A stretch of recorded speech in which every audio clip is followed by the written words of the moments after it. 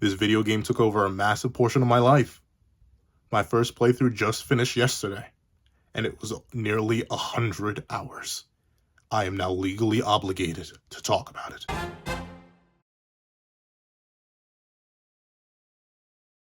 Thank you to our $5 patrons Red Wolf, 4765, Midnight Gemlord, and Sean. And a very big thank you to our $25 patron Alex Ice Rose. Now, we're on this breakdown / discussion and ranking of the Fire Emblem Engage characters as units. Please go ahead and leave your own thoughts and your own ranking in the comment section down below. Leave a like and subscribe if you haven't already. Also, your download notification will also miss out on any videos that come to the channel. Also, I do have a Patreon below, esports videos as $1 a month. Down these videos, early content, and more. You also now become a member of the channel for as low as $3 a month to get the same perks and more. Now, let's hop into the ranking. What's up, guys? Look at the pencil here, and spoilers for Fire Emblem Engage. It is not the most story-heavy game, but like literally the moment I cut to the actual tier list, there's like 1, 2, 3, like there are like 6 spoilers already, just casually sitting there, glaring right back at me. I didn't even talk about the game because I didn't want to get spoiled myself. I literally unsubbed from all my favorite Fire Emblem YouTubers simply because I wanted to have a pure blind experience. If you don't care, stick around. If you already played the game, perfect. If you don't even know what I'm talking about, even better, stick around. But regardless, spoilers, all right? All right, we ready? We ready? I hope you are, because editing me. Ready? 3, 2, 1, go. Greetings, ladies and gentlemen. It's ranking time. And, I won't lie to you. Like I said, this game took like 95 hours of my life. I don't know, my Switch profile says it's been 95 hours. I did not think it had been 95 hours. I thought it had most been like 50. It's nearly double that. And there are times where I shut the game off. So I think I may be missing a couple extra hours. So I gotta talk about it. That's why we're here. That's why we're here to rank some units. And as you can tell, we got 5 tiers here. 5 tiers. Because they're a decent chunk of units, but there aren't like too many units. Notably, I did not buy the DLC, so I am missing units. I'm not going to talk about the emblem rings in this one. I'm going to do their own separate video because I think they're fundamentally different from the units. So there's that.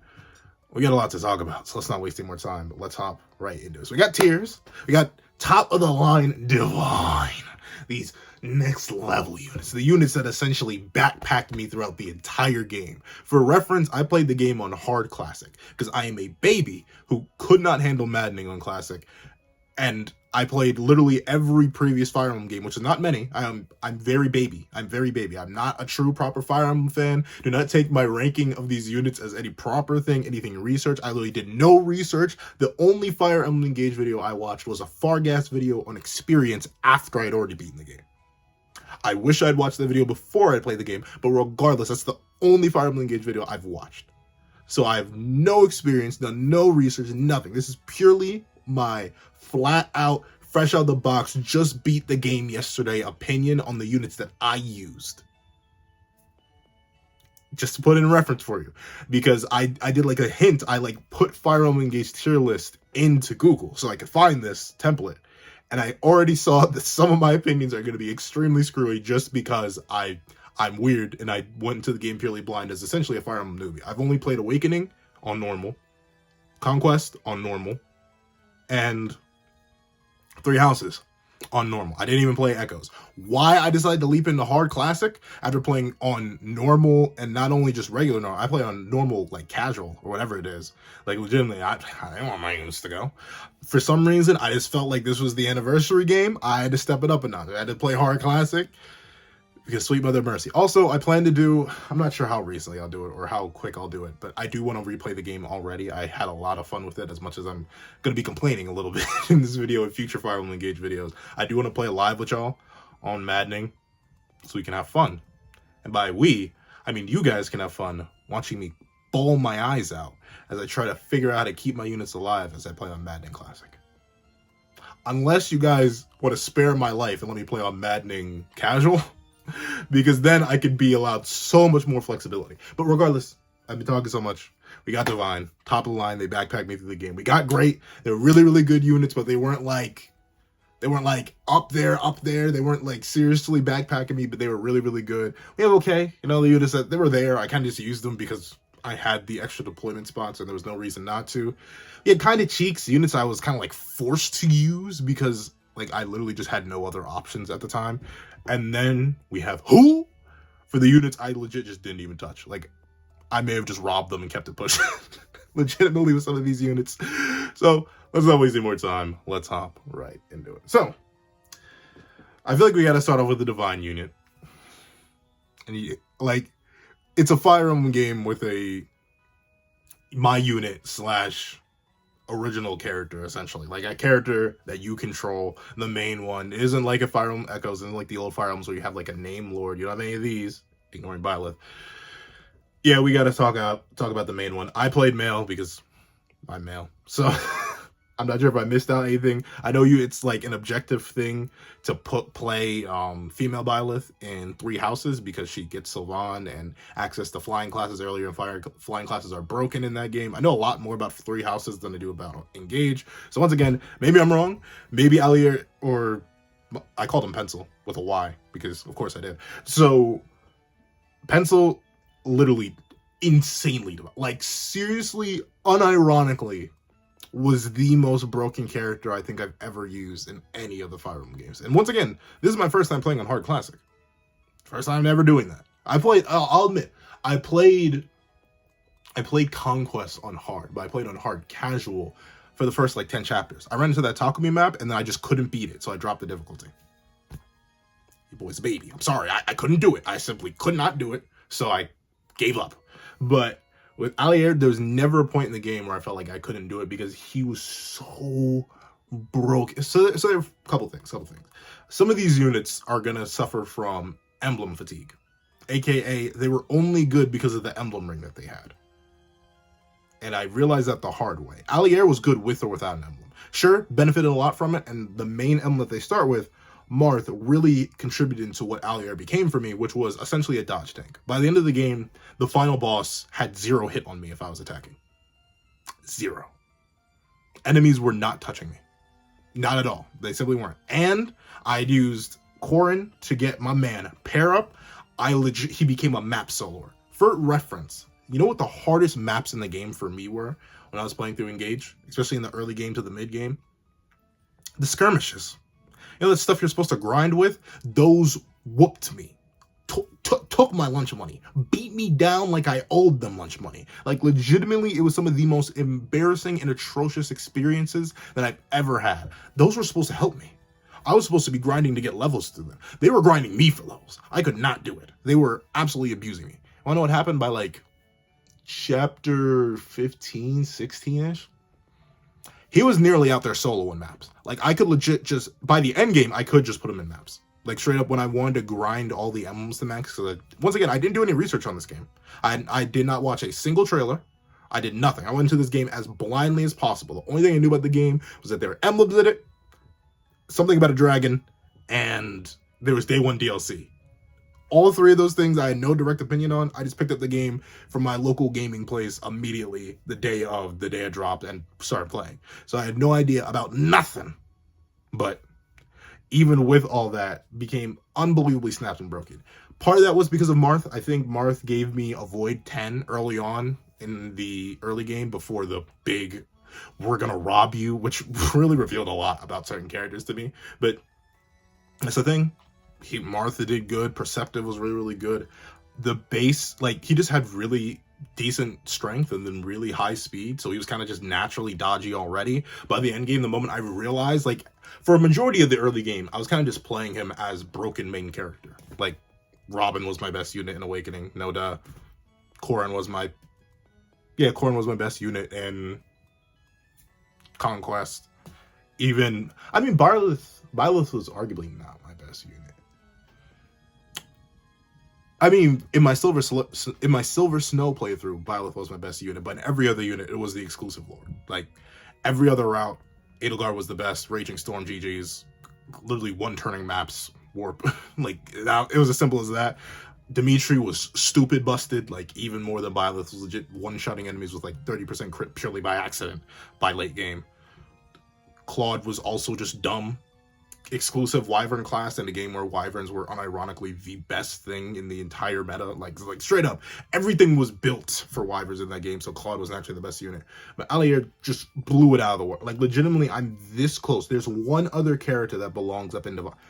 Two, maybe two. In fact, I may put one in Divine honorarily. There are like two other characters that get into Divine just because of how broken Allier was. By the end of the game, literally putting him in skirmish maps alone and just skipping. I was like, enemy, I literally got so used to the habit of just pausing and turn, because he wouldn't get hit. He just wouldn't get hit, and he would one-shot everything.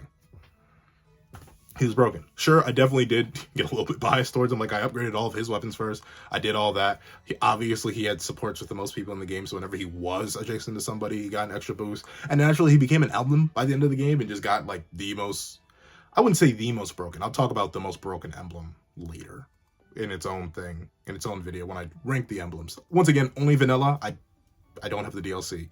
I have the money for the DLC, but I didn't feel like buying it. I wanted like a pure raw playthrough for the first one. Maybe I'll buy the DLC for the stream to get a different experience. We'll see. I'll see what about that.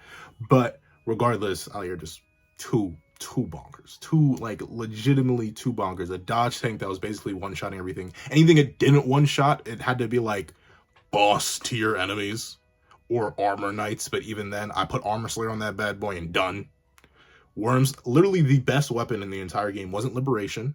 It wasn't even the blade you get from Lumera in the penultimate chapter. It was literally a Worm Slayer I upgraded to +5, and I forget which emblem. It was a purple emblem that I engraved on Worm Slayer, and it was literally the best thing in the game because it had like 139 avoid. And thusly, Allier was never getting hit. Beautiful. Pair up from Corrin, negated all chain attacks. Dumb, busted, like crazy. Allier was stupid. Stupid in the best way possible, but stupid. And then we're going to move on to a character who's not in the bottom tier, but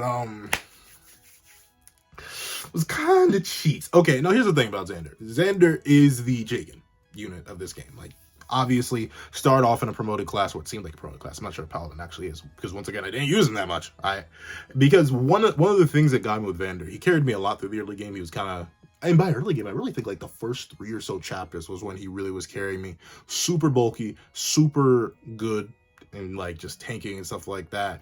Was able to do the decent enough damage, while the other two attendants were pretty weak in the early game. Maybe we'll talk about that. But while they're pretty weak in the early game, Vander was there. Was kind of just my, like, if I'm running into battle, I'm taking Vander and I'm taking Pencil, running them up. But it's like, I think he fell off at like chapter 4. I think I just stopped using him.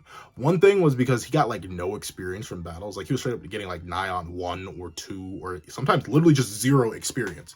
I'm not sure how the experience thing works in the game. He was taking out enemies. It's not like he was not doing anything, but he just wasn't getting experience, and other characters were. So I was like, oh, this guy's gonna get power cut mad quick, so I'm just gonna drop him. And I know it's a Jagan type thing. Like, usually they don't level up that much. So I kind of just dropped him off. I like never used them. Like, I'm pretty sure after chapter 3, he just never got used again. It was hilarious because he kept showing up in cutscenes. Like, he kept appearing. I know he was supposed to be important, but was never important to me. I don't know, bro. Really just, he had one of the most drastic drop-offs out of anyone. There's only one other character that had a more like shock horror neck snap drop off, and we'll get to them in a bit. But Vander, really solid in the early game, but by like chapter 4, I just robbed him of all his items, took his vulnerary, took everything from him, and then put it on other units because I figured they'd be better.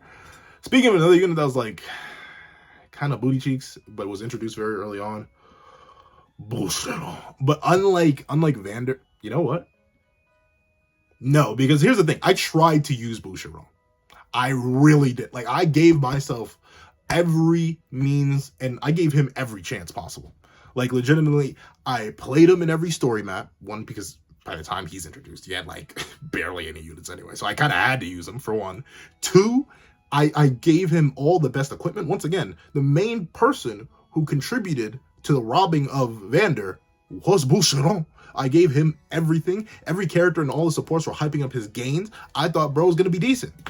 He wasn't. He was awful. He was booty me. I forget who I replaced him with. I really just stopped deploying him because he was a waste of time. He couldn't take out anything. He couldn't tank for his life. Like, legitimately, characters like Fram were taking more damage than he was from physical units. I'm sitting here like, what are you even supposed to do? I was just stuck at a lot with Boucheron. It got to the point where I tried to grind him and a bunch of other like side units in their own unique and in all of the skirmishes, right? Because I was thinking, okay, this is literally just grinding. Like, if you remember Awakening, you had the whatchamacallits, the boxes that could raise the risen and you grind there. That's what I usually did.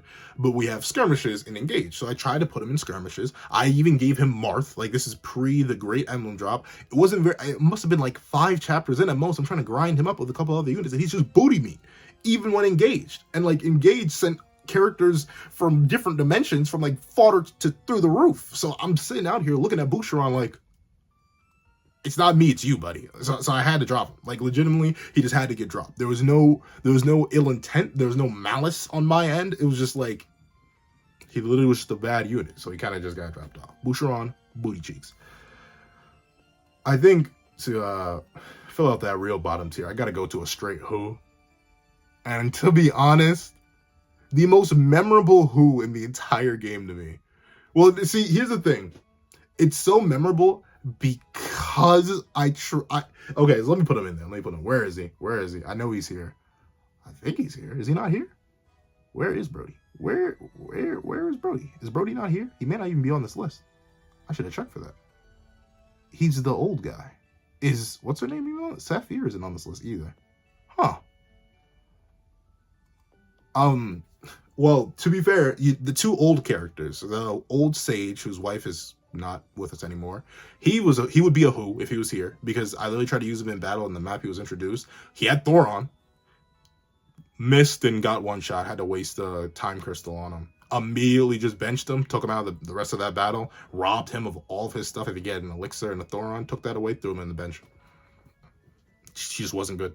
I had other mage units that could have benefited from what essentially became my patented Joker neutral special, which was Thoron. I'll talk about Thoron when we get to other units more, because it really did some really good stuff. But yeah, same thing with Saphir, but except I think I robbed Saphir and didn't even get anything from her. Like, I think I only took her elixir and that was about it. She just wasn't useful. Once again, in her own same map, she couldn't take any damage. She couldn't tank for nothing.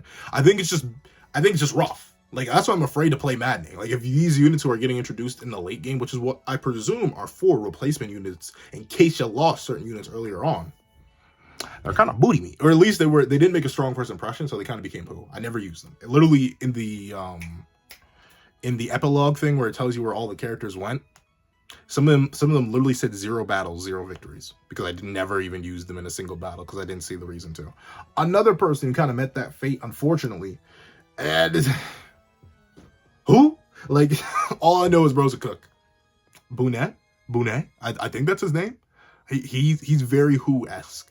And notably, I think he's in an advanced class from round start. I think he had pretty decent items, but on the map he was introduced, he was just booty meat. He was booty meat, and I had other people that I was already using. So I didn't find a use for him. I didn't like his personality either. I think his hair looked stupid, and I didn't like the big pauldron he had. And honestly, I don't even think his food was that fire. I never... Oh, what was that? ¿Qué pasa? I have no idea what that was. But regardless, he was just pure booty meat. Like, straight, raw booty meat. Like, kind of cheeks, no. Who? Because I just never used him after his first map when he was force deployed. He was stuck out of luck. You want to talk about another person who was stuck out of luck? I don't even remember this dude's name. Alfredo? I have no idea who this guy is. He's the only reason he's more who than that. I remember he thought the Divine Dragon was cool. I think he was a religious dude. But I literally forget his name. I'm bad with names, just naturally. I'll admit, I'm very awful with names. But, like, even still, bro was so... I don't even think I robbed him, but I don't think I ever used any of his stuff. Maybe he had an Elfire or something. Like, that's it. I don't think I ever even used any of his stuff, so he was awful. He was booty meat. Let's go to a more okay unit. Who's a more okay unit?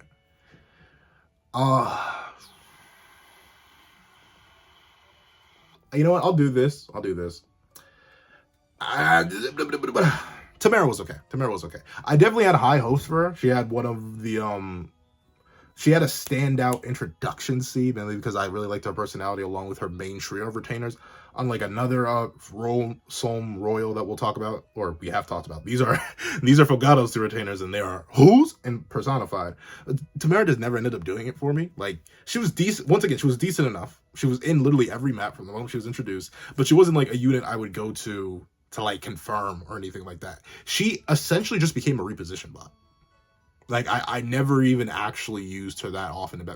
She became pretty decently strong by the late game once she got her bond up with Ike a lot. But she had two benefits that a lot of other units that we'll be talking about later didn't get, which is one, she comes post the Great Purge. Chapter 11, I do believe, is the Great Purge, where it takes away all your emblems.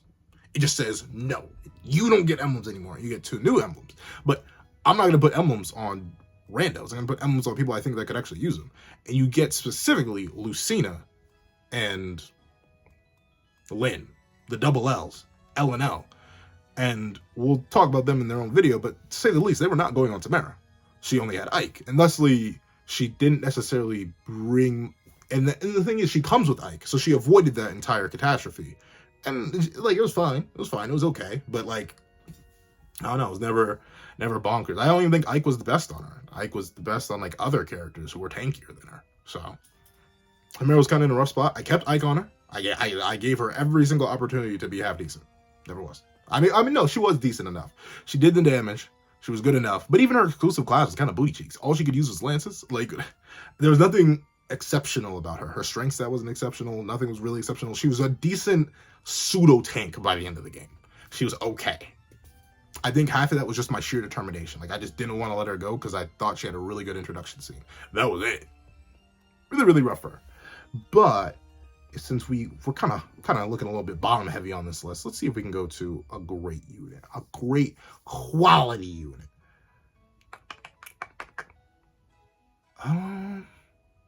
You know what?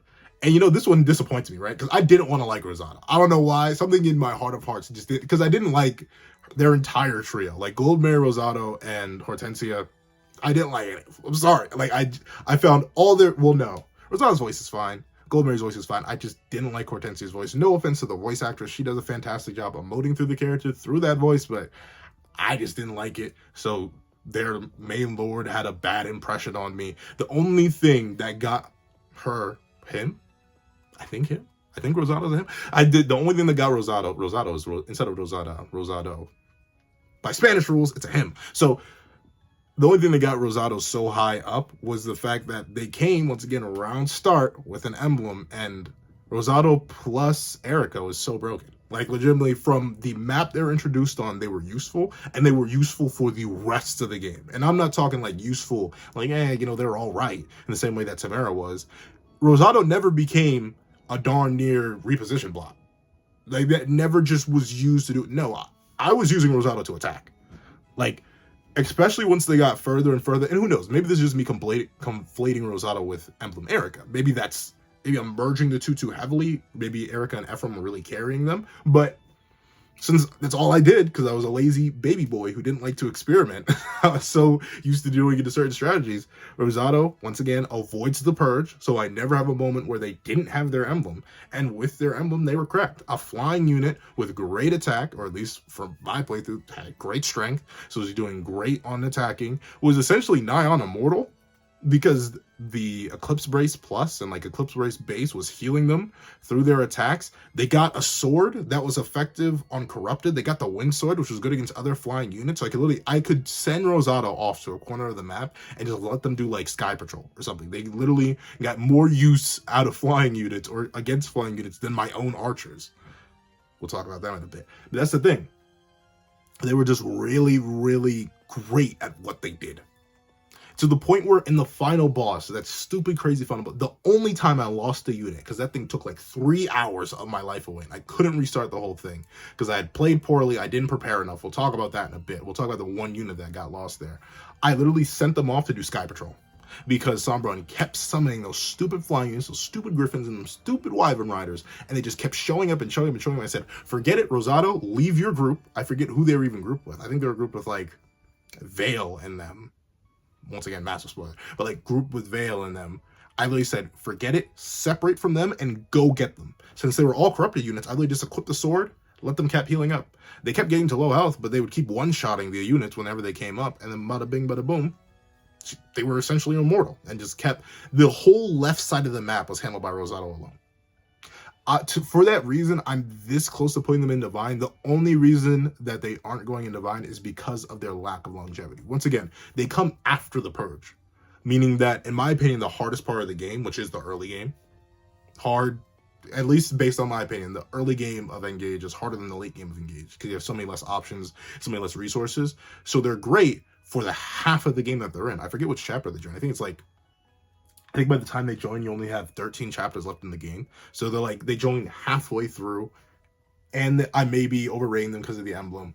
And on top of that, they just don't have the same sauce as the people who are divine. So we gotta leave them out of divine, but they're still a fantastic unit. Great overall, really, really good.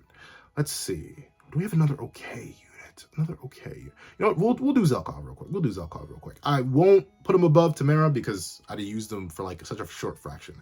Unlike kinda cheeks units like Vander and Bouchron, or who units like Bune and Alfredo over here. I'm sorry, my brain was straight up like, who are these people again? Zelkov got decent use. They also come post the purge. In fact, they're the ones who deliver you from the purge. Like, they show up with Ivy. We'll talk about Ivy in our own little bit. But Zelkov was just really, really solid. Like, good strength stat, good speed stat, dodgy enough. Had a decent weapon. Was doing good. The only thing is, I'll admit I was very biased for the other unit that we had at the time. So I tried to use her instead, just because I have sheer bias. And 2, he kind of just got power crept really, really quickly. I'm not sure what happened in the mid-game. I just stopped deploying him. I'm not sure why. I think it's just that he wasn't... And notably, I stopped using this character too. We'll talk about them when we get to them. I just didn't have a covert unit after a while. I don't know why. I think their strength stat fell too low, or just wasn't high enough that even despite their poison stacking and stuff like that, me, whose dumb brain is like, we hit enemy hard. Enemy go in 1 turn or 2 turns at most. These guys are out here like 3-turning people. I couldn't do that. And didn't help that they were fragile. So that while they were dodgy, they weren't like Allier type dodgy, where they literally had like nigh on 0 hit rates or like 33% hit rates on them. And on top of that, were kind of tanky like Allier was. No, they were frail. At least mine were. And thusly, I think I kind of just stopped using them. For the portion of the game that Zelkov was in, it was okay. He did his job. I specifically remember him being very clutch in the Lin paralog. Because I did that as soon as possible the moment it spawned in. He was really, really good. He poisoned Lin. He was dodging her attacks. He did good. But then again, he like immediately fell off after that. I don't remember anything else he did other than that. So Zelkov, solid enough, but not anything higher than Tamara, who, even if just they became a reposition bot and like an occasional great Aether spammer, that's still better than what Zelkov had. Speaking of another okay unit, actually not, we'll do another who. I'll put him above just because he delivered me through. Then again, ironically enough, Chapter 11, Kagetsu, I do believe their name is, never use them again. Literally, they did not get deployed on a single map. Yeah, I'm not kidding. And I know that's a bad thing. Like, once again, in the Engage video I watched by Fargas, they mentioned him. They said he was just a better Lapis. Where's Lapis? Yeah, just a better Lapis. But the thing is, this is how my brain went. I have a sword unit for my main character. All they wield are swords. So I don't need another sword person. And thusly, when I saw Kagetsu and they had the Wo Dao, I think I literally got through Chapter 11 with them, escaped, took their Wo Dao, took their Vulnerary, and left them. Like, they straight got benched immediately afterwards. So they're who? I'm putting them up there at the top of who out of respect, because I think they're also one of the 2 that may have had 1 battle, just because of how the Chapter 11 map is structured, but that's about it. They were literally, I don't want to say useless, because that implies that I tried to use them. I didn't even try to use them. And thusly, he's just kind of a who to me. No idea. I have no idea about his personality, his origins, anything. I was super confused when his thing came up. I forgot he was there. That's how bad it was. But I heard he's good, so on the alternate playthrough, I may try to use him. That's one of the things I do want to set up if I do replay the game. I want to use different units than the one I use this round, because obviously more unit diversity is always nice. It'll give a unique experience rather than me just trying to steamroll through the game again with the same units. However, let me see, do I go to another divine unit? They're like, I'm thinking there's like 4 more instead of the 3 I was thinking of. You know what, let's go to another... We'll go to another okay unit.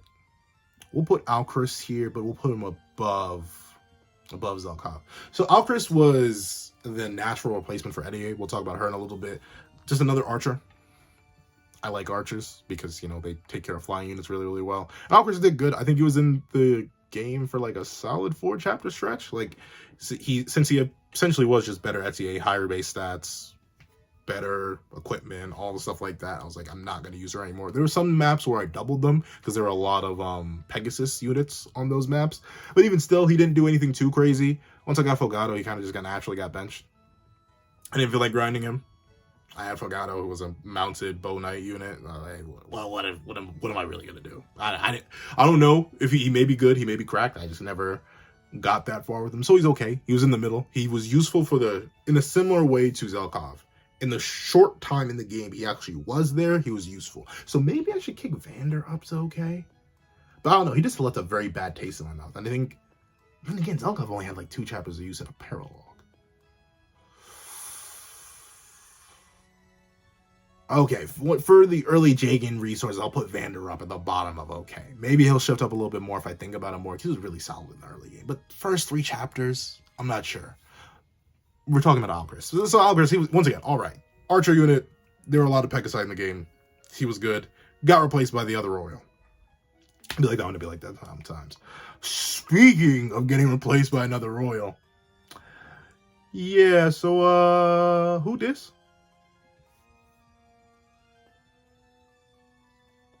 I'm not kidding. Okay. I'll put him in... See, part of me doesn't want to put him in kind of cheek, so that seems to have an even worse connotation than who. But I did not use DMI. Once again, let me remind you of the same thought process I have with Kagetsu. I have sword unit. I need not another sword unit. And the thing that was even worse with him was that he disappeared at the worst time. He got Roy, and then 2 chapters later lost Roy. And that's the only thing I was considering using him for, because, you know, it was natural. You know, Brody. I try to keep a lot of the rings with the kingdoms that initially found them, unless extremely rare exceptions happen to appear. So I feel bad. I don't want to put DM out in kind of cheeks. I mean, he kind of was cheeks. He wasn't necessarily good in any of the maps, so I kind of benched them real quick. Like, I wouldn't mind having multiple units. I had multiple magic units. I had multiple wyvern units. I had multiple sword. I had multiple lance units, multiple axe units at times. But I don't know. DMI just never really proved himself to me. And he got his emblem jacked at like the worst time possible. Once again, I think he became a unit with an emblem and then lost his emblem 3 chapters in. Or 3 chapters later after he was introduced. So bro was just in a really rough spot. Didn't get utilized by me. I'll definitely try to use him in the next playthrough I do, because I don't know, once again in the Fargas video, I saw he was supposedly a really, really good unit. I've seen a lot of people just through accidentally existing on the internet. I saw a lot of people really like Diamant. Maybe it's just because of his character design. He seems like a character who's designed to be popular. But even with that, he was kind of who. It made it unironically hilarious whenever he kept popping up in cutscenes. Even though he had not seen battle in like ever, ages, eons. Like, bro had not been on the battlefield in maybe, I think he dropped off chapter 11. Game's 26 chapters long. 15 chapters, bro had never seen the battlefield, but he kept showing up, which was ironically hilarious. But let's see, what's another unit? I want to put another unit in kind of cheeks before we hop into another great unit. These 2 are looking stats. Let me see, who's another kind of cheeks unit?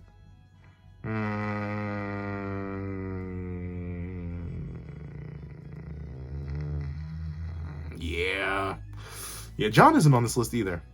John would also be in kind of cheeks, but Anna, whichever you want to call her. I tried. I went to her paralog. I did the best. I recruited her. She survived through it. But she was just so weak. So fodder. I think she was another case of where she was in the same map as Boucheron, where I tried to grind her up. I gave her an emblem. No, because Boucheron had Marth. I specifically remember trying to lodestar rush something, and it didn't go, it wasn't even like an armored unit. I think I tried to lodestar rush just a regular unit, and it didn't die in one hit from Boucheron, which really showed me how booty cheeks Boucheron was. And I forget which emblem I gave Anna, but it wasn't good on her either. Did I give her... I think at the time of the story, I think it had to be... No, it was Sigurd. I gave her Sigurd because I remember trying to use Override on something, and it just, once again, it just didn't do enough damage. It did not do the damage, and she kept dying in that map. So I was like, I'm just not going to use her. I don't know. The Annas have been on a consistent downgrade every single game. Like, I remember Anna in Awakening was one of my best units, one of my favorite units to use, and literally has my favorite design of Anna of the games I've played so far. Once again, I've not played the older games. I know Anna's like a transcendental, multiversal being that exists within every single world and every single timeline, better than Sombron in terms of that representation. But still, I don't know. Just been on a consistent downgrade. Very, very cheeks. I tried to use her in the same vein as Boucheron. I tried to use her. I can't do them like these four where I didn't even really try. You know what? I wanted to do Diamant better. I'll put him at the top of kind of cheeks.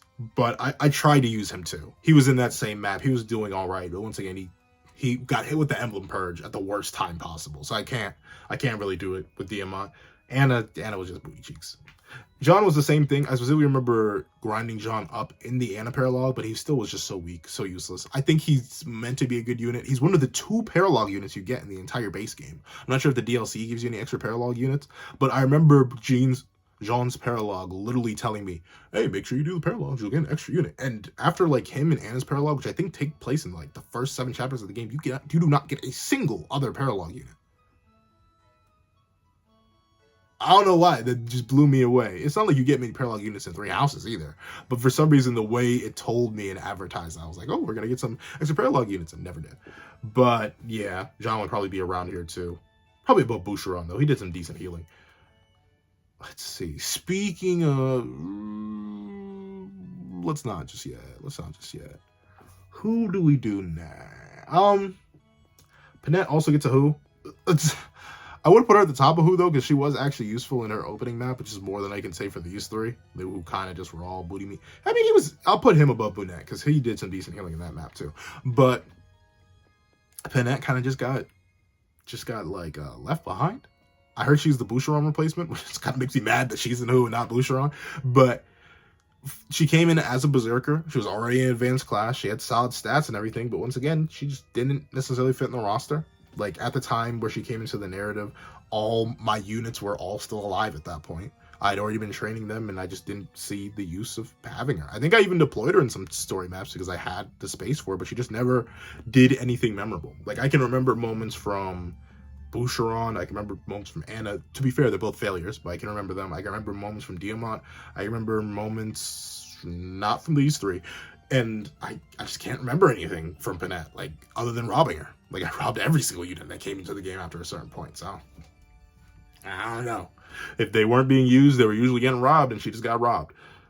But, speaking of robberies... Also, who's this guy? Like, he's in a similar vein to Diamant. I'll even put him super low, because I remember nothing. I can't remember his name. I think it was also... See, I'm thinking of these 2 together. I think they're both Alfredos or something like that. Like, legitimately, I remember nothing about this character. Not even his name. That's how non-essentially... He showed up in that one Brodia map where you were defending the castle, I think. He did nothing in that map. Not for me. So I remember nothing other than robbing him. I think I even sold all of his weapons. I don't even think he had a good weapons, like, stack. So I just sold his weapons. He was so useless. So he's definitely at the bottom of who. Just absolute booty meat. Now, let's see. Who do I want to talk about next? We'll talk about a disappointing unit. I'll put it at the top. Above Boucheron, because she never, like, actively disappointed me. But I very specifically remember she's introduced in the same map alongside one of the other divine units. And very specifically in that map, I won't forget this. This is going to be a moment that sticks with me every single time I think of Fire Emblem. The game told me, or no, I think she herself verbatim told me, the game speaking through her was like, oh yeah, divine unit, you're not good at taking magic attacks, but as a Pegasus rider, I'm good at taking them. She could not take magic attacks. Like, not, she folded like a piece of paper. I had to legit have her hide behind the divine unit from magical attackers because she was doing so little damage. She was literally chipping people. I think I attempted to use her because a flying unit that early on in the game was really good. I think she's introduced by like chapter 4 or chapter 5, really early on in the game. Just wasn't for me. Chloe just didn't do it well. Her one job as resting, she failed at. She was barely doing any damage. Other characters were doing more damage. I got more flying units faster than I expected, so she just never got around. And one thing I specifically remember is that when I was still caring enough to do the little explorer sections post the map, she was one of the ones that would consistently ask me, I wouldn't, a fairy tale knight doesn't sit on the sidelines. You can put me back in battle. A fairy tale knight doesn't sit on the sidelines. You can put me back in battle. No, I couldn't. She was so useless. I don't even think I tried to grind her. I did. I tried to grind her in that one map alongside these two idiots, and she was also useless there. I get it, I'm playing on hard mode to the skirmishes, and I'm not that good at Fire Emblem. Just straight up, I'm not that good at Fire Emblem. So, I understand, but still, Golden Wilderness, man, Chloe disappointed me. Just because she was hyped up as a decent res tank, and just absolutely failed at that, so... Booty me. Kind of cheeks. Alright, let's see. Speaking of... Did she even do her job? So, I'm gonna put Eddie above Diamant, mainly because due to where she's introduced in the game, once again, very early on, she's introduced at around the same point that Boucheron and Alfred are, and we'll talk about Alfred in a bit. But at the time she's introduced, it's nice to have an archer. It's nice to get that 2 range in. Pretty much no one else in the cast, except for another unit that we'll talk about in a bit, Clan, had 2 range at that point. So any 2 range was good. Also, bows were just really, really good against Pegasus units. Pegasus units were popping up left and right in the early game. But the thing was, she wasn't necessarily that good at taking them out. Like, she would do the reason she's in kind of cheeks and not in okay, like Vander, Zolkov, Alchris, and Tamara, is because, like, she just wasn't even good at her one job. The amount of time, I'm pretty sure she was the cause of, like, most of the time crystals in the early game, because she just kept folding like a piece of paper. It was awful. It was atrocious. She would just drop. Literally, a unit would breathe on her, and she would just, I'm sorry, the right one. Like, legitimately. It was just so bad that I just got annoyed. Like, when Alfred showed up, I was like, praise the Lord above unit who can take a hit. She got dropped. Like, there was one map where I used the both of them, but I don't even think she did anything. I think Alchris low-key backpacked. And then, obviously, with Fogano getting introduced later on, and Alchris being dropped, she had no chance of ever coming back. So she was kind of just booty beat. Ended up in kind of cheeks. She's only at the top of kind of cheeks because, unlike others, she actually had early game utility for doing her job, even if poorly. Meanwhile, the rest of these guys kind of just didn't even do their job. Awful. Now, let's see. We're once again looking very bottom heavy. Let me hit another great unit. Who's another great? You know what? We'll do Marin. Marin, super, like a sleeper unit. Yes, I'm putting Marin above Tamara, which seems crazy to put one of the attendants above their main lord or whatever, but Marin, super duper good. I specifically remember really wanting a Wolf Knight class unit in the first place, because I remember on all the skirmishes that I did manage to complete, which was like all 4 of them before the end game, I was really bad at the skirmishes. I'm not sure if they were meant to be unbelievably hard or I'm just bad at Fire Emblem. I'm pretty sure I'm just bad at Fire Emblem. But regardless of me being bad at Fire Emblem or not, Marin was just super duper good. Strangely dodgy. I'm not sure if the Wolf class is meant to be dodgy. The Wolf Knight class, she did super good at just bobbing and weaving and moving and gleaming. Once again, she was a no emblem unit either, but she was really, really solid. Once again, better than Tamara when she had Ike. When Tamara became a... I don't know, though. I can't even say necessarily that Tamara became a better unit in the late game, because Marin was really, really solid in the late game. Especially once I had enough emblems that I could kind of just, like, sparse them around. Marin got Lin by late game and was doing... was putting up top-tier numbers with Marin. By the final map, I think I gave her Leaf, and she was doing really, really good with Leaf, too. She was just a really, really, really solid unit. I could have her fake, like, kind of dodge tank things at times. I could have her do decent damage. She came in with a Silver Dagger and an Elixir. She never let go of those. I never even upgraded her. She was just doing really, really good. Was able to take out a whole bunch of units whenever I needed to. Was great at chipping units for other units to come in. I wouldn't have to worry about her immediately folding if she did get hit in one hit. She was just really, really solid at her job. A solid chipping unit that had kill potential, and once put on certain situations with her dodginess, when I if you can't tell, I keep bringing up Lynn here and there. One of the best emblems in the game, in my opinion. I'm not sure what the general consensus is on that. But illusory doubles with Marin was so good. She could use Astro Stir because of her decent strength stat pretty darn well to chip from a long range.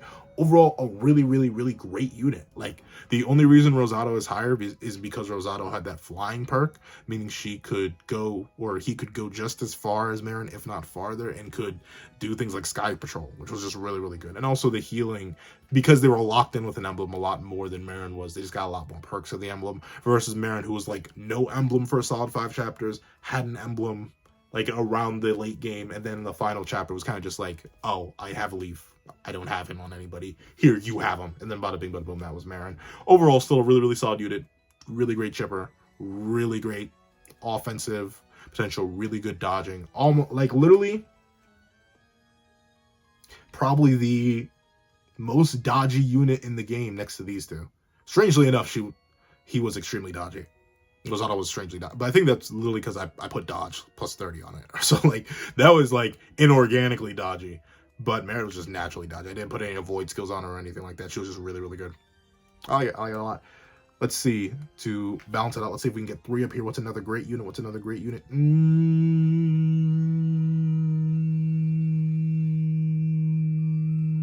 We'll put Veil. We'll put Veil up in great. She's going to be at the bottom of great just because she appears so late in the game. Like, legitimately, I get it. She has to be a boss character for a majority of the game. Obviously, you have that whole plot line. But I think she joins at, like, chapter 20? Chapter 21?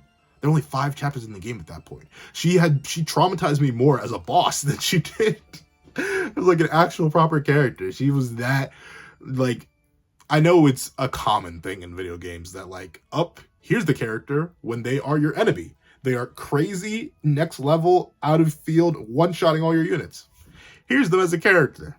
They're booty. She wasn't booty. She got used. One, I kind of felt like I was obligated to use her. She's the main character's little sister, so I was like, fine. I gotta use her. 2, she was actually pretty solid. Like, she wasn't out here one-shotting things like certain other characters we're gonna be talking about soon, but she wasn't, like, folding.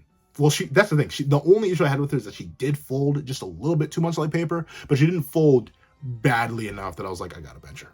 Like, certain characters were folding badly enough that I just felt like I had to bench them. But Veil was doing a solid enough job tanking stuff. He was doing a solid enough job, if not tanking stuff, dodging. I gave her Corn by the late game, and that helped her out a lot. That extra HP did her really, really well. She, being a dragon unit, got to boost the emblem, so she, even in base, had access to all the different effects that Corn has with her unit. So she was like a miniature heal bot, especially in the final level. She was doing really, really good healing up her little group. I think her group was Tamara, Marin, and Saline. So she was doing a solid job healing them. Her ability to use the stone, so like she maybe was getting a little bit backpacked by Corrin and not so much Veil, but even still, Veil's unique stuff was really, really good. She had a really high magic stat coming in. Magic's super good in this game, as magic kind of always is. So Veil really, really solid. She's not above Marin because, once again, super late game contributor. Like, Marin at least showed up more so around like the mid game, late mid game. Veil is like 5 chapters in the game. That's literally all you get with her. So she's kind of just stuck out of luck. And Rosado's higher just because Rosado could do Sky Patrol, which is something that neither of the 2 units beneath her could do. So Veil, really, really good, really, really great. Did her job super duper well. Let's see. Another unit. Put her in kind of cheeks. I'll put her in kind of cheeks, but above. Beneath Diamant, but above Chloe. Lapis, when she shows up in the game, is another sword unit. And you know how my brain was working with the sword units. I was like, I don't need it. And the thing is, she was the major, I think, she wasn't the first one to introduce it, but I think she's one of the most prominent members of the, here, use the great silver blades or these hammers or whatever. These things that let your opponent hit you first. I didn't like that. I get it. It has its uses. The smash stuff is really, really useful. I just dumb. Once again, Mr. Bad at Fire Emblem here. I'm that guy with the pencil, not that guy with the Fire Emblem. Though, ironically enough, he did become the Fire Emblem. But with that being the case, I don't know. She just never necessarily clicked. I think I've used her like 2 maps. I may have used her in battle like 10 times, if that. Across 10 different enemies. Nothing memorable that stands out about her other than the fact that she had like a great Steel Blade or something like that. She had a great Iron Blade or something that had the smash effect. I used the smash effect thing like one of those, like, whatever. Only reason she's above Chloe is because, like, she didn't fold immediately like paper like these three did. So, that's fine enough. Speaking of the other attendant, higher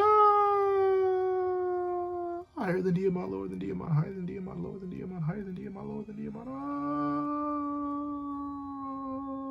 I'm gonna put her above Citrine. I believe her name is Citrine. She was fine.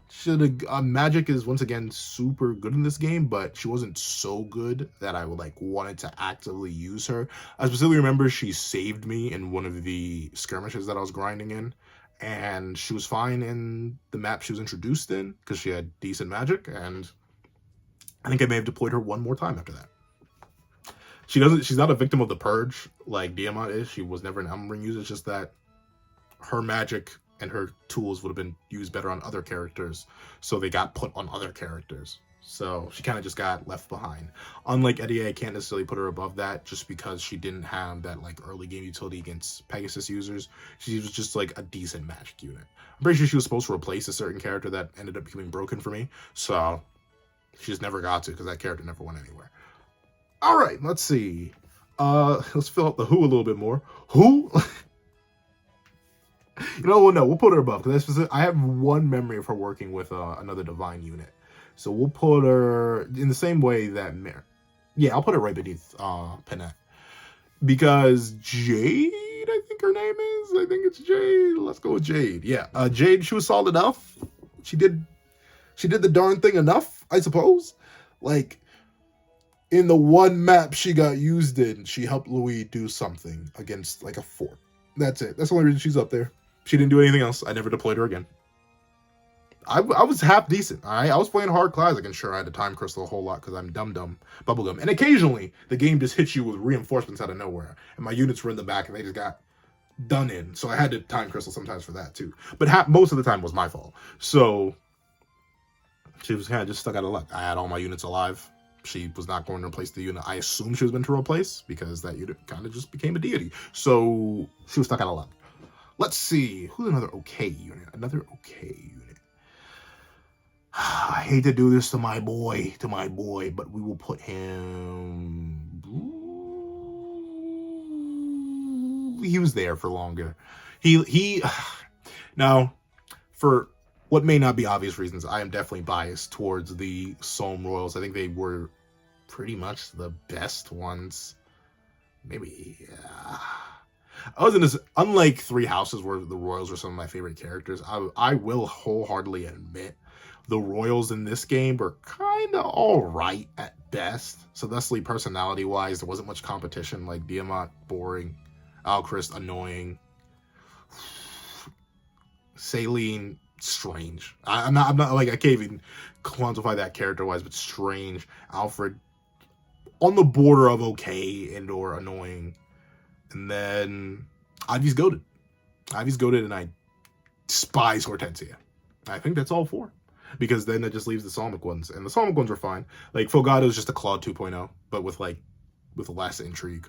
Ironically enough, some of the intrigue that Claude had went to Saline. And then Tamara was fine. So as characters, I want them on the team. 2, once again, he showed up to just absolutely invalidate Alchrist.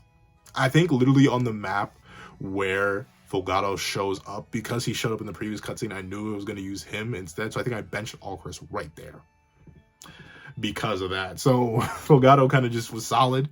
Archer unit on a mount. Bow Knights were good in Three Houses. I was biased towards him because I liked his character, and Bowser was good. He didn't do it as well, once again, I'm saying because of hard mode, and he may have just had some bad growth. He had relatively low strength. So he really was just relying on that bow effectiveness. So I couldn't necessarily use him to even chip other units that well, unless we were like mage units who have like 2 defense. So he was solid. He was there for the entire time. Ironically enough, he was one of the few that went emblemless for a long time. Even when I got a bunch of emblems, I was using them on other characters. So he never necessarily got the boon of any emblem or anything like that. I think I used Lynn and... Did I use anyone else on him? I'm looking. I think I may have used Lucina on him once. That's it. So I didn't necessarily experiment too much with Fogado. I feel like he could be a better character. I just didn't put too much time or stock into him because I had other better characters. But he was a bow unit on a mount, so it's kind of like impossible for him to be awful, especially compared considering his other bow counterparts. Like, these three are the bow units in the game. That's it. There was not much competition for Volgado, but even still, I can't put him anything like great because he doesn't have any like standout moments, any standout stats. He was just good at filling his job for the most part. He was also very squishy. Like, if he got hit, he usually folded. He was by late mid game and late game in general, he was one of the most chronic victims of Divine Pulse. Like, straight up, not Divine Pulse or whatever, Time Crystal. I constantly had to use it on him because he kept folding. Speaking of units who kept folding, where are they? Where are they? I know you're here. I know you're here. You can't deceive me. Actually, no, we'll talk about him in a bit. Let's go on to... Okay, this one's spiteful. Once again, I mentioned it earlier, I did not like Hortensia's voice. I did not like Hortensia's character. I did not like Hortensia's design. I just did not like Hortensia. So maybe she could have been good, but what really sealed her fate, what truly sealed Hortensia's fate, are they really better than Rosado? Are they really better than Rosado? I think they are. Yeah, Ivy was just... I think Hortensia was straight up meant to be an Ivy replacement, but Ivy was just so good that I never had... Maybe... Does Ivy belong in Divine? Maybe Ivy belongs in Divine. Maybe she doesn't. Nah, I'm going to leave her at the top of great. But Ivy... Do I really need to talk about Hortensia? I literally never used her. She became a unit. I didn't deploy her once. She has 0 battles. I think... Maybe she has 1. I'm not sure. I literally don't remember deploying her ever because I didn't like her. That was like my pure... Man, I've been recording for a minute. Let me take a sip real quick. But that was literally pure bias. Liquid bias. Speaking of liquid, drink your water, folks.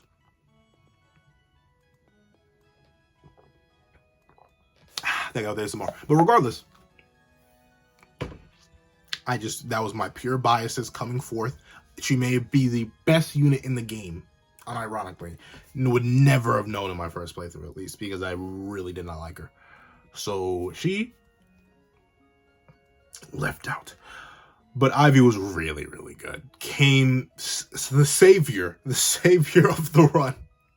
When I tell you, like, I'm so glad I went to the game blind, because when I hit chapter 11, and they straight, like, they weren't playing. I thought they were joking when they said they were going to take my Emblem Ring. No, they took my Emblem Rings, used me against me, took away my Time Crystal. Like, I legit remember, it was late at night. I was sitting right over there, and I was looking at my screen. I was like, am I done? Am I cheating? Like, because I was thinking, like, I'm going to lose units. I'm going to lose units. Like, I'm going to properly lose unit. Like, that scared the soul out of me. I specifically remember thinking Ivy was going to be recruited, but I Googled when she was. I completely forgot which chapter she was in. So when she came out the clutch with Zelkov and Zangetsu? Zagetsu? Something. The swordy guy down here. When she came out the clutch with them and she had 2 Emblem Rings and she had Byleth, I was like, oh, my life is saved. And one, she was broken with Byleth. Once again, since she is literally the chapter post-purge, she never had to worry about losing the Emblem Rings. So if Byleth just made her more broken, Byleth just made her more broken. Goddess Dance on her was crazy because she had the insane move to utilize it. She could always position really well to get, like, the max amount of Goddess Dance. The bare minimum she used Goddess Dance on was 2 people. Usually it was 4. That was really, really good. Her magic stat was bonkers for that point in the game. Literally, there's one other mage unit that we're going to talk about in a bit, but even still, she had for like the entire game, she had a higher magic stat than him, had better mobility than him, was just overall just a crazy unit, bonkers, had the ability to heal, which was really, really good. I only had like 1 other healer at the time, I'm pretty sure, because I had benched Alfredo over here, so I had no other real healers. Could anyone else heal? There was one other healer that we'll talk about, but they, victim of the purge to the ultimate degree. So Ivy's healing ability was really, really good. She came with a physic. I was salivating at the fact that I could have ranged healing, super duper good. Attack stat out the wazoo. I gave her a Boboingalong, as I call it, the fire spell and a Thoron, and she was just perfect. Never not squishy. Then again, since she was a mage unit, she was almost consistently out of range of anything that could prove whether or not she wasn't squishy. And then thusly, she was blasting things from a range, blowing things away, massive. She didn't double that often. She was kind of slow, but still, she was so powerful with her, like, I specifically remember her having like a 30 magic stat somewhere. She was blowing everything out of the water, even before I like upgraded the spells or reinforced them or anything like that. So she was just super duper good. A crazy unit, came at the perfect time, came post purge, had all the benefits. Chapter 11 was there for 15 chapters of the game. Beautiful, beautiful. Also, she had a good character, so I was down with it on all fronts. Let's see. You know, we've talked about some of these. Let's get another divine unit in there. Yeah, the dancer's divine. But the thing is, right? The dancer's only... Seedall sucks. I'm not lying. Seedall sucks. And then again, not sucks. Because Seedall had enough HP because of Corrin that he could take a hit. But Seedall was only divine for every single reason that any dancer is divine in any Fire Emblem game. You get to make your best move. You get to make your best unit move again. Shock horror. That's amazing. Like, that's just really, really good. So, Seedall was constantly getting used on Allier, was constantly getting used on Ivy, was constantly getting used on... Oddly enough, not necessarily any of these three, because they were just never in the vicinity. Occasionally got used on Tamara. It was never... I think, like, Tamara is the lowest unit on the tier list that was ever getting danced up, because it was constantly being used on my main unit. Because it was just so good. Two moves in one turn could turn a battle from impossible to winnable. Like, legitimately. I very specifically remember in the...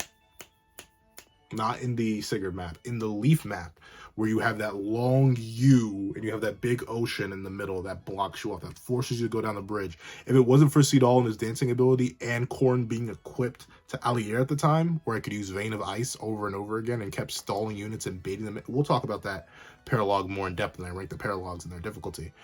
But saved my life multiple times where dancing up allowed me to save my life, and countless... Like, there's so many examples I can't even think of them. Like, I've managed to one-turn some bosses just because I managed to slay them twice because I had Seedall and Pencil lined up perfectly. Seedall managed to dance, like, would get Ivy in range, dance Ivy, and then Ivy would use Goddess Dance. Like, there's so many... Like, I felt like a big brain player whenever I used Seedall on certain times in certain areas because Seedall was just that good. Dancing is broken. I don't want to say Seedall is divine for any other reason but dancing. They'll be at the bottom of divine because it couldn't do any damage. The only time Seedall could do damage was when I engaged plus the engage Eternal on him and, like, slayed a bunch of enemy units in one turn with Allier, and then bada bing, bada boom, Seedall got some decent stats and high attack abilities and stuff, could do something. That was the only time he's ever useful combatively. And he could survive some combats occasionally whenever the enemy decided to focus him. So, divine in that sense, because he's literally just a second. He's essential, for all intents and purposes, for the most part, he's a second good unit. Can't necessarily knock the hustle. Should Ivy be in divine? Maybe Ivy should be in divine. I think I'm going to put Ivy in divine. But there's no reason not to. Sure, she comes in... Yeah, she's too good. She's too good to really be down there with them. Down there with the rabble. And unlike Veil, she didn't suffer from super late gain syndrome. Was always useful. Was consistently being deployed. Had healing. Had the DPS. Yeah, she's got to be up there in divine. Let's see. Since we're on a streak being positive, before we get to the negatives, because I think there's really only like two negatives left here in this little group of ours. 3. We'll talk about him in a bit. Let's go to Saline. Saline is going to be at the bottom of great because I just didn't know what to do with her. I'll admit, for the longest time, I kept using her. I kept deploying her. I don't think there's a single map where she went undeployed, but I just wasn't sure what to do with her. It's like my brain just couldn't fathom the idea of a mixed unit, so I kept trying to force her down the magic path. But the thing was, compared to all of her magic contemporaries, she just wasn't doing the darn damage that well. She was really just barely chipping into some units, whether they were res tanks or not. I was just like, I don't know what to do with it. And I tried to use swords on her, but her strength stat was never necessarily high enough to do any significant damage. So that's why, like, I don't... It's really the same with Pokemon, unless it's like Iron Valiant with a booster energy. I'm not necessarily the biggest fan of mixed units in games in general. I'd rather have you committed to one thing and doing that really, really well than having a dual split side unless you dual split really, really well. Like, Vale in the late game had the dagger, which was still good because her strength stat was actually half decent enough to use the dagger, and the dagger was good enough. Meanwhile, Celine, until like super late game, was kind of booty cheeks. Like, I had to give her really good weapons. I gave her Thorin, I gave her the 11 sword, and even still, she wasn't doing the DPS like I really needed her to. The only thing she was really, really good with was that once I gave her Lucina by like late game, she was able to take good advantage of like dual assist, bonded shield, all the stuff like that. She was good with that. But once again, I attribute that more to Lucina than I attribute that to Celine. But she's still going to be a great unit because unlike Tamara, who kind of just got turned into a reposition bot, which allowed me to use other units better, Celine was still a great enough unit on her own. Like, she could come in and clean house a little bit. She was just dodgy enough and just tanky enough that she wasn't folding. I don't think I did have to use a lot of time crystals on her, but not too many to the point where it's like an actual detriment. She still ended up being really, really... My voice just left me. She ended up being really, really solid. So I've got to give that to her. Let's see. Might as well get one of the negatives out of the way. Who? She's down there. Yeah, okay, we'll slide her up here. Yeah, because she was used on one map, and she was used on one map. Maybe it was her introductory map. I think it was her introductory map with Rosado. Look at the difference here, y'all. Look at the difference. Hortensia and Goldberry all the way down in Who, and Rosado's like, at least right now, like 4th best unit in the game. But yeah, nothing offensive about Goldberry. I just didn't use her much. Just robbed her and kept it moving. But even then, she was another one of the she fell in the Lapis syndrome, where she also was a sword user, and put her in kind of cheap. Nah, I'm gonna put her down in Who because I really didn't use her. I used Lapis in like 2 maps. I think she literally got used in 1. She was also one. I think she did have like a regular sword, but she was trying to use the whole like I'll attack second strategy. She was bulky enough to do it, but I just never was a fan of it, so it didn't end up happening. It'd be like that. But let's see. I think, yeah, that's all I have to say about her. Alfred's another unit that I'm gonna put here. Yeah, I'm going to put him there. He was another one, kind of like Celine, except ironically enough, he is a purely physical unit. He was just never good enough. Like, he was always just good enough. That's the thing. He was always just good enough that he could get the job done, but unlike another unit, he wasn't exactly crazy. Even by late game, even in the end game where I needed him to, like, really clean shop, really clean house, his strength stat was just never high enough. He was never dodgy enough. He was never fast enough. Like, I had to give him some like boosted weapons and stuff like that for him to really be useful. But he was a mounted unit early in the game that actually gained experience, unlike a certain somebody. So he ended up getting used a lot. He became really, really solid. I forget which emblem did I give him by the end. I gave him Roy because I just had no idea what to do with him. But I wanted to use him. He was a consistent cutscene guy, so I wanted to keep him around to make up for my mistake of never using Diamant. He was another decent lance user, had good mobility, was decent enough. I tried to use Secret on him for the most part in the early game, but he could never use it that well. So yeah, he was kind of... I put Celine higher. Nah, because Celine was like struggling so much in the early game. Alfred wasn't struggling in the early game. He just wasn't anything exceptional. But that's the thing. Sometimes consistency can be great in of itself. He was just always there, always doing the darn thing throughout the entire game. And he's introduced earlier than Celine. So I can give him that. And unlike Celine, who I'd say was pretty emblem reliant. I didn't talk about this when I was talking about Celine, but she was the main user of Celica in the early game because I was trying to give her, once again, I was doubling down on that magic path. Even still, she didn't necessarily do the greatest with it, but she was still solid enough with it. I'm going to leave her in great. But still at the bottom of great. All right. Before we get into the... You know what? No, we'll stay on a positive streak and introduce...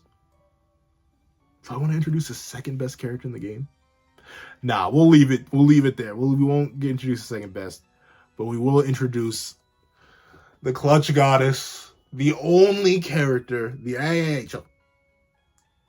we will introduce the Clutch Goddess, the only character in my entire 26 chapter run that had to go, the one that I couldn't time crystal for in the final map. Fram was great. Like, yo, I ain't gonna lie to you, one of the most like 0 to hero kind of level ups I've ever seen. I've played Awakening, Conquest, 3 houses. I played 3. I only played 3 Fire Emblem games. So out of the 4 Fire Emblem games I played, there were characters who definitely went from 0 to hero. In Awakening, it was obviously Donald. Donald went from fodder to one of the best characters in the game because it was Donald. He was a growth unit. I think that was literally pre-programmed into his DNA for that to be that way. In Conquest, I don't necessarily have any particular standouts for people who just became deities. Like, no one, I don't have any particular memories of Conquest that well. And I'd say for 3 houses per route, it was probably Petra in Silver Snow, and once again, consistently in Crimson Flower, Secret Deity Felix, obviously, for Blue Lions, and then for the Golden Deer. But I feel like everyone knew Lysithea was going to be good. So, like, a runner-up would be Hilda. For people I wasn't expecting to be good, but became really, really good. Freya was just, for a majority of the game, I'd say about, like, up until the late game, she was just a heal bot. Because she was really good at it. She could just heal whenever. And she was built to be a healer, obviously. But the thing is, I never necessarily took a chance to sit down and actually look at her strength stat. So she always had the Iron Body Art. She was always a martial massive. I never necessarily, like, sat down and thought about it. But then I actually let her attack something. And she one-shot them. And then she one-shot the next one. And then she one-shot the next one after that. And then she kept one-shotting things. And like one-rounding. Not necessarily one-shotting. She wasn't like out here like, yeah, like a single punch was taking them out. But she was out here breaking units left and right. She broke daggers, she broke tomes, and she broke archers. 3 really troublesome units. She was breaking all of them. And then other units would come in and clean up if she didn't just happen to one-shot them, what she was doing. Her strength stat and her magic stat were pretty much equal throughout the entire game, and she was good on both fronts. Top is off with the fact that she, in the late game, got Micaiah back, and Micaiah was sending her through the roof. Fran was essential to me even beating some maps with nobody going. Like, legitimately, that's why I'm so sad she's the only character out of my entire 26 chapter run that I had to let go, because once again, Sombron was a 3-hour-long map. I legit sat down yesterday and tore my hair out trying to beat that darn map. Screw that map. I love it. It's probably my favorite boss fight in any of the Fire Emblem games I've played so far, just because of how complicated it was. But still, and I like the references. The ones I got, though, some of them I didn't get, but like the Awakening reference, the 3 Houses reference, I got those. Those clicked, and I got the Mars reference because I think I naturally auto-trigger that. But with that being the case, Fran was so good, breaking countless units that were actually annoying and dangerous, healing me at all opportunities, specifically in the map with, she had Micaiah, so you can probably blame this on Micaiah, but there were so many times where I like, oh no, I need to get rid of this boss right now because the map has spawned like 50 different enemy units on me and we're all gonna go. So I specifically remember in the Veil map, I think it's the penultimate map before we straight up get turned into an emblem, I had no idea what I was going to do. Like, all my units were backloaded down there. Veil was going to, like, one-shot me next turn with, I believe, Lodestar Rush or something like that. Even my unit, as dodging crazy as they are, whenever engage attacks are used, they don't miss. They refuse to whiff. So, regardless, I was going to get one shot because my defense wasn't overly high. I needed something. I needed some way to get to Veil with enough units that I could one-turn her. And I was going through all my options. I was fighting. I was looking. I was hunting. And then I found I had warp. Okay, who can I warp up there? Can I warp Seedall up there? Maybe get a dance strat in real quick. I can do that. But then I looked at warp. And when I was engaged with Fram, there were 4 spots, 4 options. I could send 4 people up there? I could send 4 people up there? Nah. No way. I could send 4 people. I could have sent 5. I didn't realize I could send 5 because that was the first time I even noticed Micaiah's augment worked that way too. I thought augment just worked to like spread out the range of the regular healing stats, but no, even warp worked like that. I sent a whole bunch of units up. We all one-shot Veil. It was because of Fram. Fram, the most clutch unit in the entire game. Like, there are more clutch moments with Fram, whether it was a clutch heal, a clutch warp, a clutch break, a clutch kill, like so many different times where Fram was literally just the most clutch unit in the entire game. So a character who I did not expect to be that good by late game at all literally was perfect from round start. Chapter 2 intro, I believe. Legitimately, if not chapter 1, amazing unit throughout the entire game. Speaking of another amazing unit throughout the entire game, I'm going to put him beneath Ivy just because how squishy he was. But Clan, yo, do I have anything that... Clan was just straight up a Shotgun. Like he was literally, if I needed something gone, I would pull up with the Fram. Not the Fram, the clan. I would pull up the clan. But like, no matter, from the earliest on, the only time he didn't seem like that was in the first chapter when he was introduced. When we're doing the tutorial battle against Samara, that's the only time he didn't seem like a literal shoddy. But from chapter 3 onwards, I knew for a fact if I needed something gone, I could rely on Fram. Clan. I can't mess up their names in my head, even though I was playing solo too. But Clan literally just became a shoddy. Just no matter what, I knew for a fact something could get blown up. No matter what. And especially once he got into the later game, when he had actual decent spells, he got L Fire, Bong Along Along, he got L Thunder, Thunder in general, he got L Wit, anything, no matter what kind of unit it was. Even other mage units. He was fast enough that he could double other mage units. He was one-shotting them. Once he got Bong Along Along and was turned to a mage knight, I just knew, okay, I played throughout the entire turn. I need this one unit gone. Wait, I didn't use Clan yet. And Clan will wipe him off the map. So perfect, so beautiful. The only reason he's going to be beneath Ivy, Clan, and my unit is because my unit's obviously just the best character in the game. He was broken, dodge tank, nobody could hit him. Fram, too many clutch moments where the heals came in at unbelievably perfect times. Too many key moments where the warps or the rewarps came in and really saved my whole booty meat. Like, legitimately, 2 top tier for that. Ivy's above just because Ivy, once again, had a higher magic stat than Clan throughout the majority of the game. So she was also kind of like a shoddy. And she also had the utility, kind of like Fram did, where she could not just blow things up on the field, but she could also heal. And healing utility is just really, really good. It's hard to underestimate that. And Clan just never had that. I could have probably made him have it, but he never could. So he was only a shotgun. He was only a shoddy loaded up. That's all he was.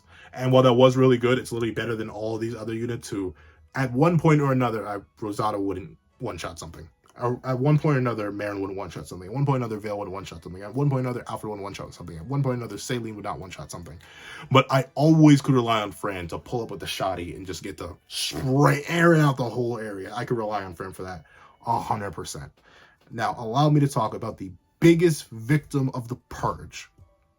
The Purge that wiped them all out. It might as well have been the meteor that wiped the dinosaurs out. But that dinosaur's name was Yunaka. Even with that, I'm still gonna put her above Tamara. No, because Tamara was. I'm gonna put her above Alcris. I don't want to put her in kind of cheeks. Like the switch up almost makes me want to put her like down here. But I can't do that. I'm gonna be real. She was introduced in Lakai. In the map, I specifically remember in her intro map, it was her and my unit that were going through, running through people. It was just crazy, great. She also had Micaiah, so she could heal. She could use the heal stats specifically from Micaiah. I was like, oh, perfect. She was a perfect secondary healer. She complemented Fran really, really well. She had that extra healing, and she had the dagger. At the point where she was introduced, when she was throwing that bad boy, and she had the her hidden ability allowed her to, or her personal allowed her to get like extra crit whenever she was on a void, and she was already pretty dodgy. Really, really good. All that was really, really solid. Then the Purge happened. All my emblems just in the thin air, like a gust of wind blown away. And then Yunaka revealed that she was weak. Without that healing utility, and the fact that the enemies just randomly got a whole lot bulkier, and the fact that Zelkov was introduced and was just stronger, her only extra purpose, which was that healing, was now gone. So she lost that extra utility, and Zelkov was stronger, and I didn't even feel like needing a covert unit because the moment Marin showed up, she was just a better dagger wielder than both of them. And she ended up being more dodgy. Yunaka kind of just got power crept. She got power crept, and she got nerfed and power crept within like the same 2 chapter span, so she kind of just fell off. I feel ultra bad for Yunaka because like it's just to feel bad. Like, and by the time I got Micaiah back, I had already awoken to the praising Fram. Like I knew Fram would be better with it. The great sacrifice on Fram would have gone bonkers. more bonkers than that, she had a higher magic stat, so she could make better use of Micaiah's spells. Everything was better with Micaiah on Fram, so there was no reason to end up using Yunaka again. And I already had Ivy for the extra healing, if I even needed it, which I really didn't, because I had Fram. Fram was goated, so Yunaka kind of just fell off. Big rips to Yunaka. Then finally, let's talk about Homie. This is the most, I'm going to put him at the top of who, because this is the most disappointing who in the entire game. I specifically remember he had a very similar effect to Vale, except Vale ended up faring a lot better due to her plot relevance and her general higher stats. I thought Mavier was going to be broken. Ooh, sorry. Sorry about that. But I thought Mavier was going to be broken. Because I remember his map, and I was like, wow, wait, wow, he's crazy. He's bonkers. He's stupid. He's crazy. He's nuts. And I was specifically planning to give him Celica when he got back, because I thought, oh, he's going to be a great Warp Ragnarok spammer. Then I remember I had Clan. And he also just wasn't doing that much on the maps he was introduced. And it got so bad. It got so awful with Mavier to the point where I had the ability to deploy 14 units. I dropped him. I did the final map with 13 units. I don't know what was going through my dumb idiot brain. That I was like, yeah, I'm just going to do the final map with 13 units because I didn't want Mavier there. I don't know why. I wanted all 12 emblems plus the dancer, which is what Seedall was. So I didn't want Mavier there. I took all of his stuff and left him. He's probably a great unit. I don't know. I just didn't use him. Super late game. Already had better magic units. There was no reason for me to use them. And he just ruined the aesthetic. 12 emblem rings looked a lot cooler with just one dancer rather than with just one random dude just standing there. Tough luck.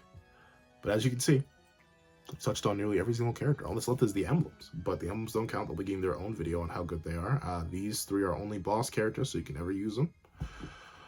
So let's talk about the final unit left. The inarguable second.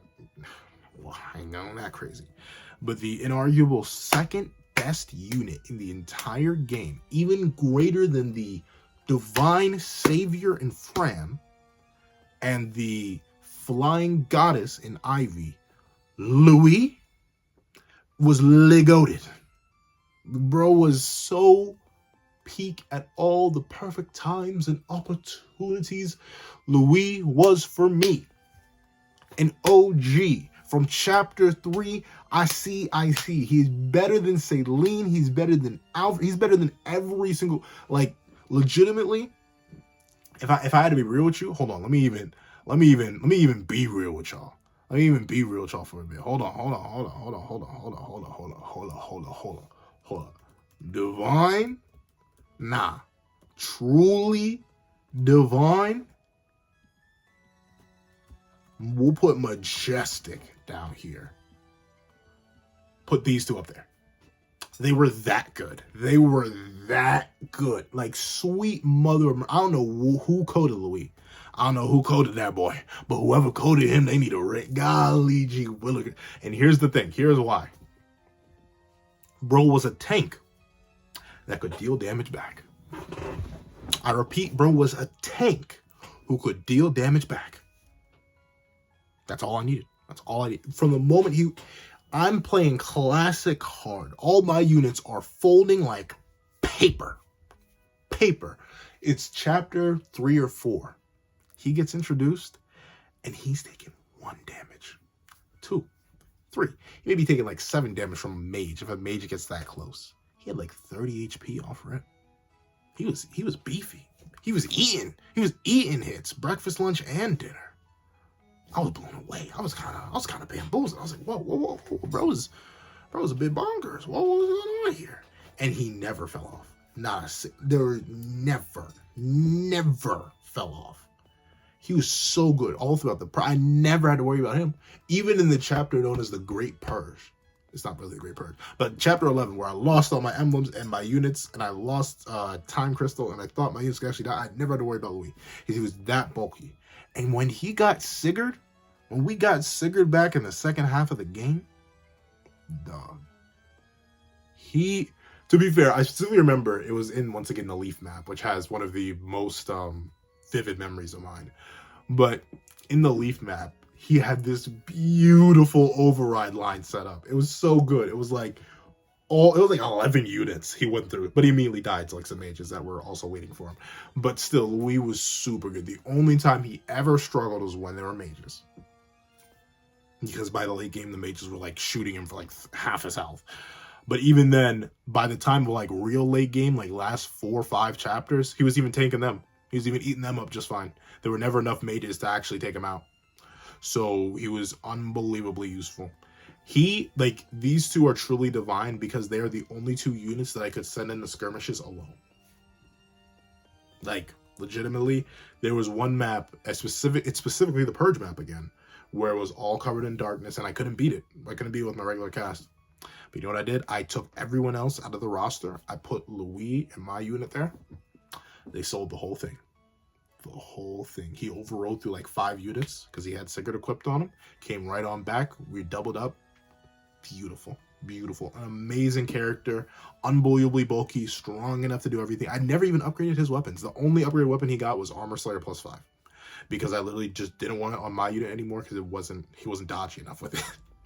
Yeah, so I gave up. I just gave him Worm Slayer because he was more dodgy with that. So Louis got Armor Slayer +5. He was reclassed into a Great Knight or whatever with swords. Second best character in the entire game.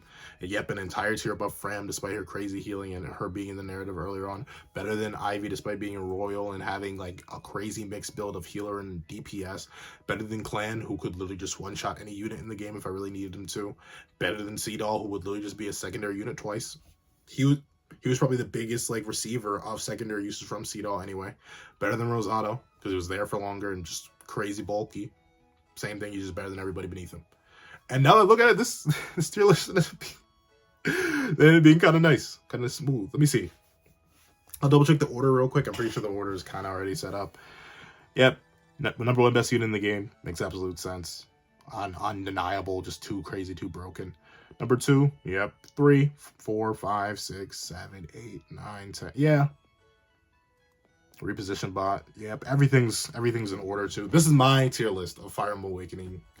Or no, Fire Emblem Engage units by their usefulness to me. Once again, I leave a disclaimer right here at the end of the video, which is over an hour long. Jeez, I talked for too long. But this is my opinion. This is just my opinion of my blind, dumb, non-good at Fire Emblem playthrough. If you want a good quality tier list by people who actually know what they're talking about, go to Mecha. The guy with the Executor PFP, like, go to him. Go to him. He's got it. Go to Fargas. He's got you. He'll carry you through the game. Go to Rangor. They've got you. Don't come to me. Don't take my experiences. I have DMR in kind of cheeks. Like, I look at me. Do I look like I'm gonna fire him? I'm not. But regardless, I want to give you all my opinion. I want to give you my playthrough fresh off the heels of my playthrough, which was completed yesterday. This is my opinion. I'll see when I do the live playthrough with y'all. I'll see if I can use units that I didn't end up using. I'm probably going to try and ban units that were really, really good. Other than my main one, I'm going to have to keep the main one because he's a force deployed in every map. But I may have to ban Louis. I may have to ban Fram. May have to ban Ivy. May have to ban Clan. May have to ban Seadoll. May have to ban Rosado. I'll see. If you guys really want that, I know this video is going to get all of 2 views because it's a Fire Emblem Engage video and I'm an anime YouTuber. Like, sure, this is anime chess, but still, it's a game. So I know this is going to get all of 2 views. So if you made it all the way to the end of this video, leave Engage Pencil in the comment section down below. Pencil with a Y specifically. That's all I know. If you got it right, pencil with a Y specifically. PENCYL instead of CIL. Leave Engage Pencil in the comment section down below. Thank you guys so much for watching. Please remember to leave a like, share, comment, and subscribe. And make sure the notification bells miss out on any videos that come to the channel. Also do a Patreon down below. Each one as low as $1. Count them 1 down month. There's videos, early content, and more. You also now become a member of the channel for as low as $3 a month to get the same perks and more. Now, thank you guys so much for watching once again, and I hope you guys have a wonderful day. This is That Guy with the Pencil, writing off.